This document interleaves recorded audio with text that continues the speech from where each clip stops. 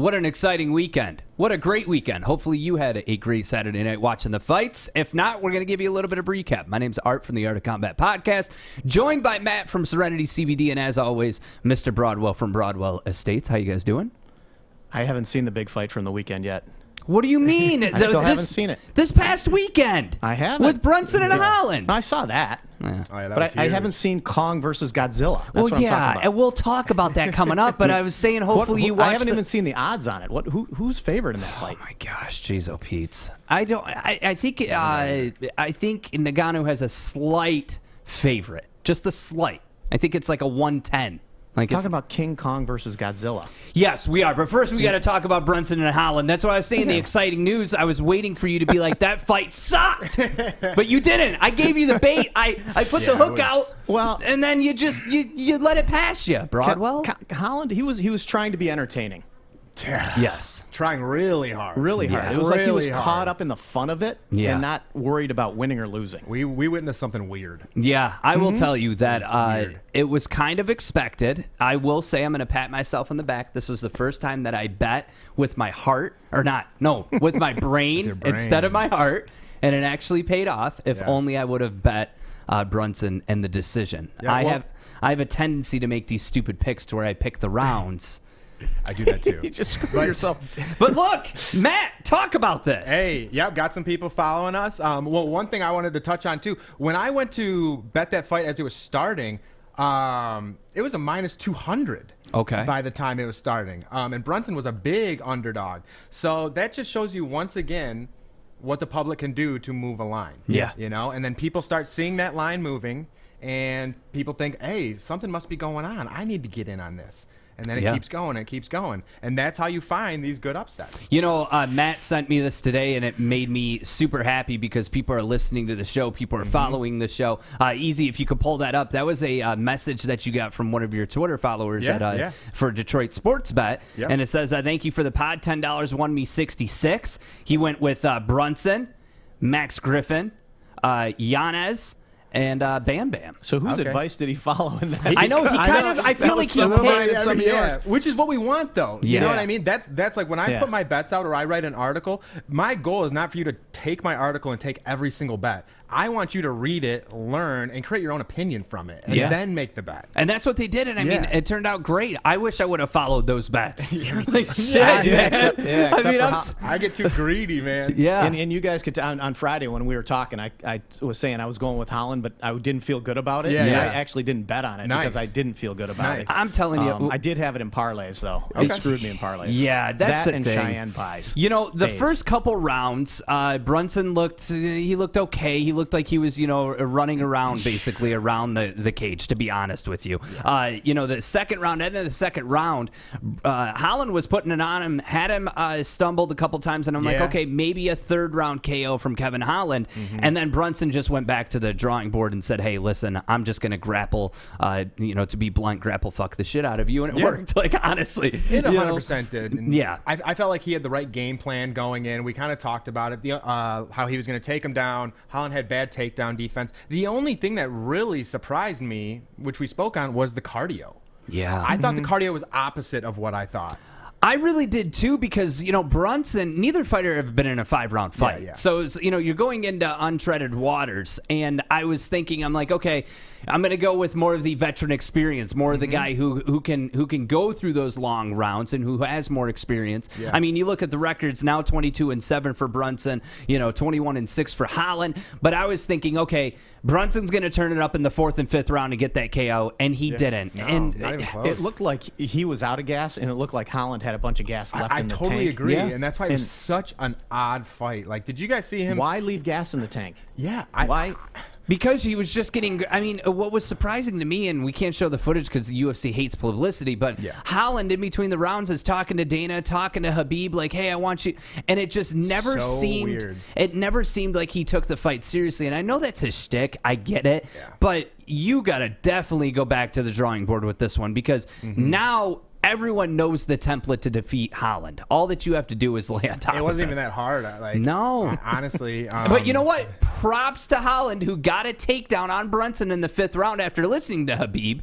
Maybe he does need Khabib as his coach. Khabib doesn't have a whole lot going on these days. Of that, Art, so after seeing Khabib sitting there next to Dana all weekend, do you still think he's retired? He's retired. What are we talking about? It's still that's weird to me. Okay, you can call me an idiot all you want. I'll call you delusional and drunk because you're still drinking the Khabib Kool-Aid. They will have a fight by Christmas booked for him. Okay.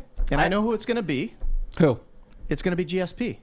You are ridiculous. I'd like that. This is what is happening. This is why he's abandoning the belt. No. And he's going to fight GSP at catchweight. And GSP just came out and said Khabib did all the right things by leaving on top because the UFC fucks you when you're a champion and they want you to lose so it can build off of somebody else. They are going to create a GOAT belt, and they are going to have a Legends Night fight between that is an idea GSP right there. That would not you guys for a belt. Hey, listen, finish off the show. I'm done. I could see that. Are you that delusional? You're the delusional one. I'm not delusional. I'm being a realist. The only thing that they need to do is entertainment. The only thing that they need to do is remove him from the testing pool, and then he's done. Henry Cejudo was removed last week. Okay, props to Triple C. Went out on top. He's one of the only fighters to do it next to GSP when you really think about it. Okay, you look at the likes of these fighters that ride it out and ride it out and ride it out, and it fails. The man has. I will. You know what? If you really want to do this, Broadwell, you're saying by Christmas. We will know about that fight by Christmas this year. Put $100 on it. I'm in. Okay. Ooh. There we go. All right, I like it. There we go. And that's a bet that, listen, I suck at betting,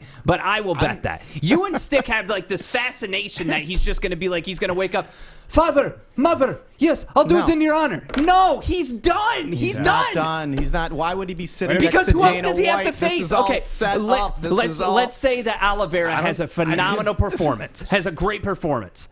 Khabib's not going to fight Oliveira. He's just he's going to say. I don't think so either. So who's going to fight GSP at a catchweight? Come on, man. He's going to fight GSP at 165. No, he's going to train Luke Rockhold like he's been Luke Rockhold suggested that they're in talks to train together. Okay, he's got Islam to worry about. If Kevin Holland was smart, he would ask Khabib to train him too and switch camps because you're literally in between rounds wasn't even taking his coaching seriously. He's sitting there lollygagging. And it's like, dude, you are down 4 rounds right now, and you're sitting here talking to Khabib. I'll double down on my bet. Not only will it happen, it will sell the most pay-per-views ever. It will do close to 3 million pay-per-views. Dana has had 75,000 meetings with Khabib, offered him everything, and the man has said no. That you know of. We could have a whole separate podcast. Yeah. It's not going to happen. It's just not going to happen. It's not. No. It's the way that I look at it is this. I do get it. I do get it. Hollywood. I'm optimistic this is the too. UFC. Matt, don't do this to me right now. I mean, don't do this to me right now. I'm just saying, we've all seen the Michael Jordan facts. Henry Cejudo coming back too. It's going to be the UFC. I'm back. Is Henry Cejudo coming back too? Henry Cejudo is ridiculous. They don't care about him. Yeah, that is one weird dude. They don't. He's weird, but he's sure he doesn't sell the most pay-per-views. He's not pulling in Khabib numbers by any means. But at the same time, there's no way on planet Earth that after all these talks, Khabib's going to say, "Hey, I'm going to go against my word." Now, if it's Connor's faked retirement so many times, but Khabib, the story's already written. His dad always wanted him to fight GSP. Yeah, I mean, it's the okay. Story's So Khabib perfect. comes back. GSP isn't going to come back. Night. Yeah. GSP is not going to come back. Yeah, let's bring back Vanderlei Silva too, and he could face Vitor Belfort and Chuck Liddell in the same night. Like, what are we doing here? We're talking about stuff that has never happened, and it's not going to happen. GSP came back because it was an easy fight with Michael Bisping, and he knew he was going to win. GSP doesn't know if he's going to beat Khabib. Let's be honest. No, he probably won't. No way. I don't know. We could do a whole separate podcast on it. When the fight gets booked, we'll talk about it. Yeah, and I'll hand you the $100 with wiping tears out of my face. It's not going to happen. Okay, so anyway, let's move on. Max Griffin gets a big win against Keon Song. That was a great win. I mean, Song looked lost in that fight. Didn't know what he was going to do. I thought maybe, there's a couple good jabs that Song had, but not enough to keep him in the fight. What did you guys think of the fight? I had money on Griffin, so I was happy. Yeah. Song didn't look like he was in it from the get-go. I didn't think he was going to be because, I mean, just the way the odds were moving and everything, and the fact that money wasn't going on him, something was happening. Yeah. And, that was when I was just dead wrong on. I was on Song, and quickly when watching that fight, I realized that ain't happening. And it's funny how you can watch a fight start, and you're just like, oh shit, my I bet lost. is wrong. Yeah. It was a little parlay, so I didn't take it straight up or anything like that. But great for Max Griffin. I thought he looked quick. That 1-2. I mean, he went down. Yeah. You know? No, and I think, you make a great point. I think and we're going to talk about Grant Dawson coming up too, because you want to talk about buzzer beaters when it comes to March Madness, comparing it to UFC. That was. But to that point, Matt, there's been so many times where I put a bet in and I'm like, you just need to get up. You just need to get up. You just need to get up. That's what Cheyenne buys. I mean, Bays. Yeah. I mean, keep calling her buys, and we'll move on to that fight too, because there's a lot of drama going on with that fight. That headlock, second that Ruiz had that, she knew I could just do this for 3 rounds and be fine. It looked like Ronda Rousey, the way she that same takedown. Yes. And you know what? And men don't do that. I tell you what, I am oddly attracted to women who have like neck tattoos and horror movie tattoos. Whoa. I think you learn a little bit of English, Ruiz, you could be a star. All right. First of all, they whoever, I think it was Paul Felder, kept fucking it up. He kept calling.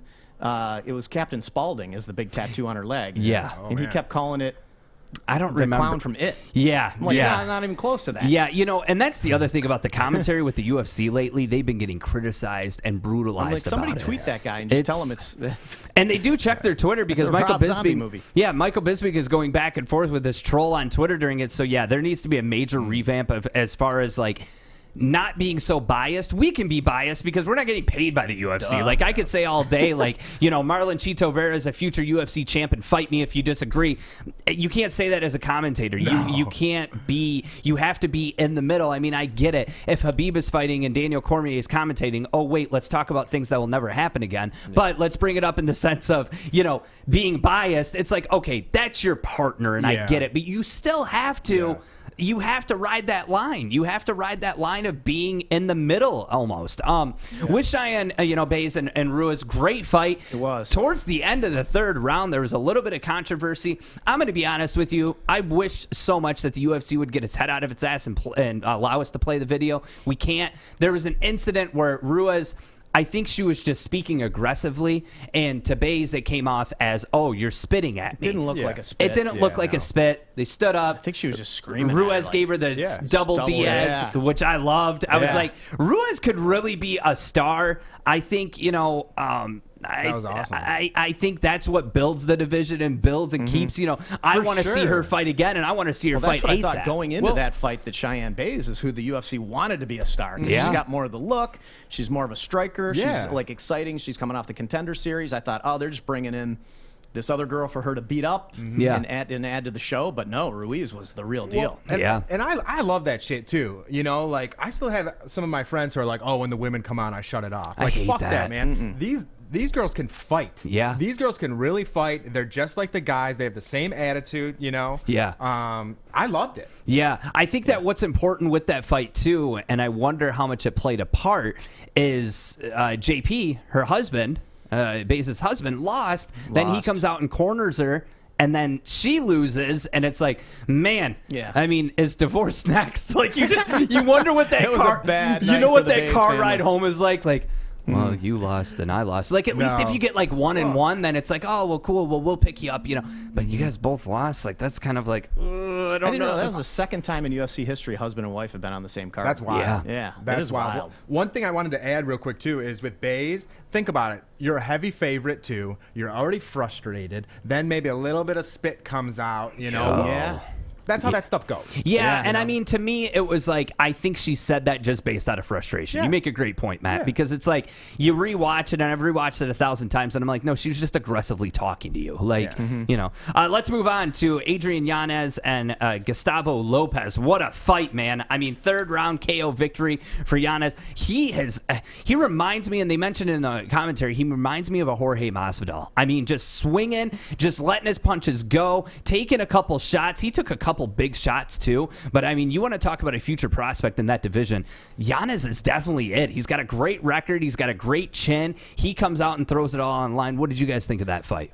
It was funny. One of the commentators at the end of it said in Yanez's next fight, he has to have a real opponent, which I thought was really like odd. Yeah, what are we doing here? Like Lopez is a real opponent. Yeah, like that was a perfect he opponent did look for outmatched, him. though. Yeah. Lopez did look a little outmatched. For sure. He did. And I think that's what they meant, but it came off like But the first round, he didn't look bad. Both fighters looked fresh. The second round, you could see it kind of weigh on him, and then the third round, you're like, man, get this guy some help. Like it was a little rough. He was overwhelmed. You know, Yanez in that division, I think he's got a strong future, and it'll be exciting to see what happens. And then, of course, we got to talk about our boy Bam Bam. I mean, I'm just so happy to see Shuey back in the win column. That is somebody that, to me, is 100% sellable. Tied to Avase against Henry Hunsucker. That fight, to me, man, it ended almost. You know, I thought maybe Henry could last a little bit longer than 44 seconds, 49 seconds. 49 seconds. I mean, you know, you look at Tai Tuivasa's record, not the best record. He had a great win streak going, then he lost, and then it's like, oh shit, what's going to happen? He comes back, dominated. I mean, that man is a new version of Mark Hunt. You know, to me, he's the new Mark Hunt in that division. We need somebody like that who's a pure striker. We haven't really seen him what he could do on the ground. And when you get into the bigger heavyweight divisions like that, there's really not a whole lot of groundwork going on. But when you look at a Stipe versus Francis situation, there's definitely groundwork that's going to go into it. If Ty can keep it standing and throw those punches, we got a future star. I mean, we had a star. He had a slump. He came back. I love it. And the shoey thing, that uniqueness that you talk about, entertainment value, grabbing a shoe and drinking it, I love that shit. I love it. It's like the circus of UFC. Would you ever do a shoey? I could not. No? In a new shoe? I have the worst gag reflex in America. Like if it was a brand new shoe, if I saw right someone out of else the doing it, maybe in the box, yeah, I might be able to do that. But It's your mind over your stomach. I'm the same way. If it's coming off someone's foot, and I'm already gagging. I'm like, no way. You know, I think it was Kevin Iole said on Twitter, because he was at the fights at the alcohol Apex. kills any germs. Yeah, I don't know how valuable that information is. But Kevin Iole said on Twitter like that he wanted to throw a shoe into the octagon, which that's something that I would have done, and it probably would have gotten me my press credentials gone forever. Throw a shoe and a beer. But like you should be able to throw a shoe in there, like, you know. And Felder was talking about. I just love that. I love the entertainment factor. I love his look too. He just looks like a cool guy. You Dude, can sell Well, that. that was one I hope every single person had in their parlay, because that was like that's a guaranteed automatic. Yeah, they were bringing on a guy on 3 days Kinda notice reminds that me of, hadn't been in the UFC. Yeah, please. Like Maui from Moana. You ever seen Oh, you're not wrong. Like, add the hair. You're welcome. Yeah. You know? Yeah, that was perfect. I can't wait to see who he fights next. Hopefully it's soon. He had mentioned that he does have a family and he'd like to go home, but if not, set him up with a fight ASAP. I would love to see him. I mean, I know this weekend is kind of quick, but, you know, maybe next weekend, you know. This weekend. Let's talk. Well, what are they going to do with Gillespie? Because I heard that's getting rescheduled. Yeah, I would love it. Man, if they put it on this weekend's card, I mean, you really could, but the protocols. I know you got to make them cut weight again. The protocol's 2 weeks, though. Usually the protocol's 2 weeks, so we're going to have to wait on that fight. And there's so many fights, they'll plug them in. Yeah, last fight that we're going to bring up, and easy if you could pull the image up of Grant Dawson knocking out Leonardo Santos at 4 minutes, 55 seconds in the third round. You want to talk about March Madness buzzer beaters? That is crazy. And you know what? I mean, he hit him. Oh, there's the last hammer. 7 times. Yeah, when he hit him with that. Stone cold knocked out. When he hit him with that punch, that's when the mouthpiece came out. Yeah. I mean, that dude's gone. You can see the mouthpiece coming out right there. Yeah, I mean, it's about to fly off. And he was losing that fight. He was losing it. You thought Dawson was losing? I thought it could have been a very, very close split decision loss for him. Like it was looking a little rocky. Dawson had strikes down, but then there was that. It was close. It was close. Yeah. It was a close. It was fight. close, but I thought he was winning. I thought that he put the exclamation mark on it, which was much needed. I mean, that was insane to me. Sick. Yeah, don't leave it to the judges. Well, that's what I wanted Brunson to do to Holland too when they were on the ground, but he just pulled guard every second. Pulled guard, was lazy, was just like, hey, I'm going to talk during the. To me, and Holland kept putting that body triangle, yeah, which was like a. Why? You're locking it in. Either one of them. Yeah, like, you're locking. It drove me crazy. Yeah, you're locking in this position on the ground. You're like, hey, you can do whatever you want because I'm going to lock you in. Like that to me. Real quick, before we talk about the upcoming card and the awesome prize that we have to give away, Holland and Brunson, who should they fight next? I have I have 2 picks for who Holland should fight next, but I'm going to go to you guys. Matt, who do you think Holland should fight next? Who do you think Brunson should fight next in that division? Honestly, Brunson, so you guys saw my tweet. Anyone he fights in the top 5, he's getting faded. He is going to get smashed. I'm telling you right now, anyone, I'm taking the opposite, okay? But here's kind of a little outside pick. What about Costa? Yeah. Oh, that's what I was going to say. That was my pick, too. I think it's a great fight to get Costa up and going again. And then Brunson's just going to get buried. He is just going to get buried. Yeah. I thought he looked terrible. I really did. I thought it was just, I don't know. I'm pretty opinionated on that one. I think Holland gave the whole thing away. I thought so too. I wasn't impressed. I thought Holland gave the whole thing away. He pulled the triangle every single time and just let him have ground control, and then the time on the ground was just racking up. So I think Dana will give Holland another shot, and if Holland doesn't perform next time, I think he's in big trouble with his contract. Exactly. He is entertaining, but if you don't win, like Conor's an entertainer. But if he keeps losing, you just become irrelevant. If you Here's the other thing that you have to think about, too, is that Conor performs and he could also trash talk, and that's the main thing. Like, Dana's called Holland big mouth, and he is big mouth, but it's like you have to perform. Here are my picks. Brunson, I definitely agree with you guys. Give him Costa. Like, just give him Costa, please. Like, if you want to really prove you're the man in that division, go against Costa. That's another situation to where I could see Brunson taking Costa to the ground and holding him down. It could happen, but Costa's got way too much power. Here are my 2 picks for Holland, okay? Okay. The first one makes sense to me since the person that we're talking about isn't going to get the rematch with Leon Edwards. Bilal Muhammad.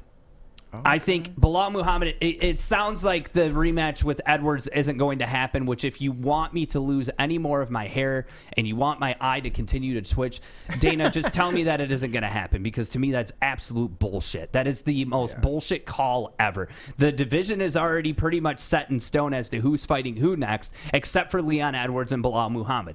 The fact that you're not giving me a rematch is so disrespectful to a guy who is put on in the division that it makes me sick to my stomach. So if you're not going to get Muhammad, here's a crazy one. Nate Diaz. Diaz has nothing going on. Diaz and Holland, tell me that wouldn't sell. Tell me that wouldn't sell. Sure. Should it be a pay-per-view? No. Anyone they put Diaz up against is going to sell. Right, but could you imagine just Diaz and Holland swinging, talking shit, throwing middle fingers? Like, put him up against somebody in his character. You know? I agree. My only thing is, the question for you guys is, do you think Nate Diaz believes that's beneath him? Oh, definitely. He's going to say, yo, he came off of a loss. I ain't fighting anybody off of a fucking loss. 209. Cool. You also haven't fucking fought in forever, dude. Yeah. Like, how long are you going to wait? Are you going to pull the Nick Diaz and just never fight? Like, you have an opportunity right now to make as much money as possible. Sure, your weed's going great. Your brand, the Represent brand's doing great. I get it. You're mixing up weight classes, though, here. No, we're not. He's fought at 170 against Conor. He doesn't want to fight at 155. He doesn't. I don't want to say he's lazy, but if you have the opportunity to fight at 170 or 155 and you're Nate Diaz, you're picking 170. Sure, you'll do 155, but why would you fight at 155 when that division... So you want Bilal Muhammad to go up? No. Kevin Holland and Nate Diaz. I know you're talking about Kevin Holland and Nate Diaz, but you brought up Muhammad and... Oh, yeah, I'm sorry. Yeah, having Muhammad go up. Yeah, why not? Here's what's going to happen. That division is so... Robert Whittaker and Kevin Gastelum are going to fight in two or 3 weeks, right? Yeah. Mm-hmm. He's going to get the loser of that. You think Holland's going to get the loser of Gastelum and Whittaker? Really? Yes. Because then you have a guy that one of the two of them has to get a win. When you put 2 losers again, you got to give guys win streaks, and you got to put losers against losers. I could see that happening. Yeah, and that's probably what's going to happen. And the winner of that is going to be ranked in the top 3, and then so then we're going to have a battle at the top. Costa, he would be great for Brunson. That'll be the end of Brunson, and that'll give Costa needs a win too. Yeah, but you guys are saying that like as if Brunson can't just do what he did to Holland with Costa. Like he definitely can just hold him down. It's going to be way harder. It's going to be way harder. Unless he shows up a little wine drunk. Apollo doesn't seem dedicated to the sport anymore. I mean, you literally got drunk the night of your title fight, like before. Did that really happen? He admitted it that he drank wine and he was hungover. I just feel like he's so stupid. He might just say, "Hey, I was drunk." Yeah. He's just a dumbass. I mean, listen, regardless, it's excuses. You look at his Yoel Romero fight. He looked focused. Right, but listen, it's excuses. But he keeps getting injured, too. When you start coming up with those excuses, you're automatically not in champion mentality. Yeah, I agree. I agree. To me, you're coming up, didn't he have COVID, too? Oh, COVID was really bad. And then, I got drunk. And, I was hungover. And what else? You had earwax in your ear that day. But he's got a guy like... The video after. Kevin Holland looked like he was going in there to spar. The whole thing looked like a sparring because match. Because he takes it as a circus. When it's a joke. Polo Costa goes in the ring, it's a fight. He gets in a fight, and he gets damaged, and he does damage. Yeah, until he gets damaged to the point where he just kind of just stands there. Like, that's what he did against Izzy. Well, and that was his first loss, so that's the only time we've ever seen the guy lose. I think he was fighting the best guy in the division, one of the best in the world, maybe I think if Brunson takes him down, though, if Brunson takes him down, it's going to be a long night for Costa. But can he do that for 5 rounds? I mean, body-wise, Kevin Holland and Costa are two different people. That's what I was about to say. I think Holland's walking around weight and Costa's walking around weight is totally different. Definitely. You know what I mean? Because you could see in the fight that Brunson was a bigger man than Holland. It wasn't difficult to take him down. And Holland came in at 183. Like, you know, when it comes to Brunson, I mean, Brunson's got the getting that win over Holland was huge for him, but division-wise, it doesn't do a whole lot. Like, cool, you beat somebody that was way, ranked lower than you. It looks good to get your name out there because people know who Kevin Holland is over Derek Brunson, I would say, at least casual fans. Yeah. But at the same time, like, what are you gaining out of, beating Kevin Holland? Hopefully a Costa fight, but if not, you're not going to get a championship fight off of a Costa or off of a Holland win. So it'll be interesting to see what happens with that. Moving on, we've got a big thing going on this weekend for UFC 260. We're so excited to not only cover the card, we're going to have a watch party here, but we have an awesome... You know what, Fish? Can you do me a favor? Fish, are you strong enough to grab that proper 12 dartboard and bring it up here and kind of just... Fish is going to treat that thing like a feather. I know. Well, he's a pretty big dude. Like, Fish, I wouldn't want to... Whoa, Fish. No problem. Whoa. So we've got... Thanks to... It is heavy. Thanks to... I know. I was testing the skill. That's a serious... you could just bring it back here. You could kind of show it off. If you could... Easy, if you could go to a cam to where it's going to show... You could stand right behind me, buddy. So, yeah, there we go. Perfect. See where the camera's at, Fish? Yeah, this thing's going down. No, don't say it's going down. Is it going down? Oh, okay. All right. Yep, so put it right here. Perfect. This is making me very nervous. I know. Here, let me help you. All right, so we've got this proper 12 dartboard that we're going to be giving away, and we want you to have it. God, this thing is heavy. It's real heavy. So here's the deal. We're going to be giving it away this is Saturday during the UFC watch party. Wow, look at the camera work from Easy. He's doing that, but I've got about 20 more seconds. That's handcrafted. So we're going to hook you up with this. We want you to hit the bullseye, okay? So we're going to be releasing a Google form that you can fill out with your picks. You've got to get all 5 picks right in the main card. Fish, you can take this back because it is heavy, and it's right on my chesticles. Jesus. Eat some more Flintstone vitamins. Yeah, I need some more vitamins, definitely. Those were money growing up. God, you just gave me a flashback. I raked the yard yesterday, and I'm sore as shit. Like, I'm lazy. Dude. I'm sore. So anyway, you got to pick all 5 fights right, and that's going to be William Knight and Alonzo Menafield. Also, Jamie Malarkey against Karma Worthy, Thomas Almeida, Sean O'Malley, Tyron Woodley, Vicente Luque, and then Stipe and Francis. Could they make the names any fucking harder to say? I swear, this is why I hate covering this sport. So here's the deal. We want to hook you up with that dartboard. You got to pick all 5 fights right, and then we're assuming they all 5 happen. Yeah, I know. That's why we're telling you about it now. We're going to release the actual picture that you could look at to make your picks on Friday because it's the UFC. Anything the tiebreaker. The tiebreaker, thank you, is going to be picking not only the winner of the main fight between Stipe and Francis, but also the method of victory. Ooh. So KO by Francis, KO by Stipe, grapple fuck by Stipe, or vicious knockout to the skull where his head's exploded like Alistair Overeem's. Anything could happen. Yeah. And if we have a tiebreaker there, it's whoever submitted first. Sean O'Malley's hair color. Yeah, so after the weigh-ins on Friday, we're going to release the Google form where you could fill it out. And then, of course, join us for the party on Saturday. It's always a good time. We're going to have a blast with it. This is a huge card. I mean, Tyron Woodley and Vicente Luque. That's a fight night headliner in itself. Thomas Almeida against Sugar Sean O'Malley. That's a fight night in itself. Everyone gets hype about O'Malley. You can't, UFC newcomer William Knight, who's 9-1 with a hell amount of knockouts. I mean, it's a good card. So make sure that you're following Art of Combat.